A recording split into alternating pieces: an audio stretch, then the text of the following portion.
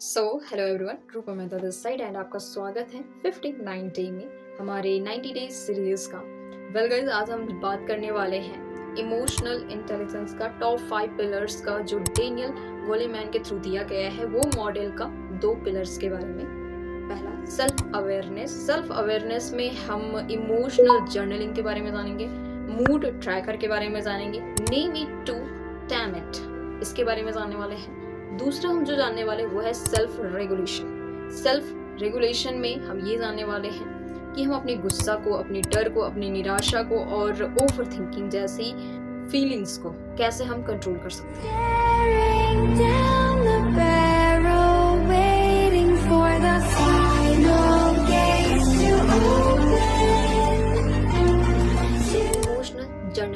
Emotional journaling का मतलब होता है कि हर रात को हमें अपनी फीलिंग्स को लिखना चाहिए कि वो फीलिंग हमारा क्या है, क्यों है और वो चीजें कैसे उत्पन्न हुई, ताकि हम अपनी इमोशंस को एक डायरेक्शन दे सके, इमोशनली स्ट्रॉन्गर बन सके। दूसरा है मूड ट्रैकर, मतलब अपनी हर एक दिन में, एटलीस्ट पूरे दिन में 3 से 4 बार अपने आप को कहना है, ट्रैक करना है कि आपका मूड कैसा है, तुम्हारा मूड कैसा है और वो चीजें क्यों हैं। मतलब अपने आप से ही बातें करनी है। 2 से 3 बार आप इस चीज को करोगे तो काफी सारी चीजें आपको कंट्रोल में आते जाएगी और समझ में भी आएगी। तीसरा है name it to tame it, मतलब अपनी फीलिंग्स को नाम देना और उस चीज को नॉर्मल बनाना। जो भी फीलिंग है उस चीज को यदि हम नाम दे देते हैं तो उस चीज को कंट्रोल करना काफी हद तक इजी हो जाता है। तो name it and time it.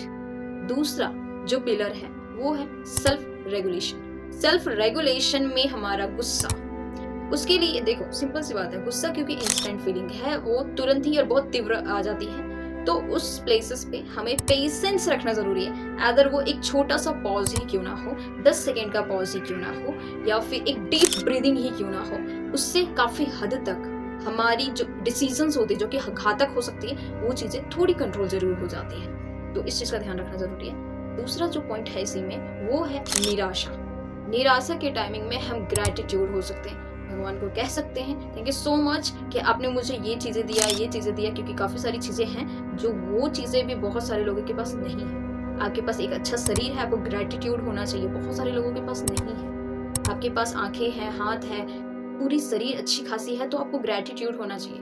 जिनके पास नहीं है ना, वो तक ग्रैटिट्यूड होता है कि भगवान अच्छा हुआ कि मुझे ना ये चीजें दी है। एटलीस्ट जो चीजें मेरे पास है वो चीजें भी बहुत सारे लोगों के पास नहीं है। तो ग्रैटिट्यूड होना मोस्ट इंपॉर्टेंट है, क्योंकि जब आप ग्रैटिट्यूड होते हो ना तो अपनी निराशा को बहुत दूर कर देते हो।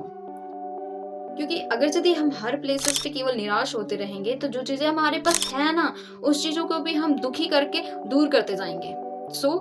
आपको ग्रेटफुल होना चाहिए। आपके माँ पापा, रिलेशन, जितनी भी चीजें हैं, सभी चीज के लिए ग्रेटफुल होना चाहिए। और जब हम ग्रेटफुल सच में होते हैं ना, तब जाकर के सारी चीजें बहुत स्मूथली चलती है। You have to grateful. And डर, नेक्स्ट पॉइंट है डर। गाइस, मैंने एक स्टिकी नोटपैड बनाया था, उसमें कुछ चीजें लिखा है। तो ड्रीम्स किल फियर। जो ड्रीम्स होती है, जितनी पावरफुल आपकी ड्रीम रहेगी, जितना स्ट्रांगली आप उस चीज को विजुअलाइज करोगे, जितनी क्लैरिटी के साथ उस चीज को फील करोगे, उतना ज्यादा आपका ड्रीम्स खत्म होगा। किल फियर। गाइस, अब आता है ओवर थिंकिंग। ओवर थिंकिंग आप यूं समझो जैसे एक डस्टबिन है। डस्टबिन में कभी कागज का भी टुकड़ा जाता है, तो कभी सब्जी का छिलका जाता है, तो कभी डस्ट जाता है, इधर का उधर का चीजें जाती है, और वो जा करके एक जगह पे वो एज अ डंप होती है, वो वेस्ट होती है। तो उसी तरीके से कभी हमारे माइंड में इसकी बातें चल रही है, कभी माइंड में उसकी बातें चल रही है, कभी हम ये चीजें सोच रहे हैं तो कभी हम वो चीजें सोच रहे हैं, और इसके कारण से हम अपनी माइंड को एक डस्टबिन बना देते हैं ओवर थिंकिंग करके। हमें माइंड डंप राइटिंग करना चाहिए, जिससे हमारी ओवर थिंकिंग थोड़ी कंट्रोल होगा। मैं एक बार समराइज कर देती हूँ। सेल्फ अवेयरनेस में हमने 3 टेक्निक के बारे में जाना है। पहला है हमारा इमोशनल जर्नलिंग, दूसरा में है मूड ट्रैकर, तीसरा में है हमारा name it to tame it. दूसरा जो टॉपिक था सेल्फ रेगुलेशन, गुस्सा, डर, निराशा, और लास्ट है हमारा ओवर थिंकिंग। तो ये सारी चीजों को आपको एज अपने लाइफ में इम्प्लीमेंट करना है। मैं भी कर रही हूँ एंड मिलते हैं नेक्स्ट वीडियो में। Thank you so much to watching this video. I hope आपको कुछ चीज़ें समझ में आई होगी। मिलते हैं नेक्स्ट वीडियो में।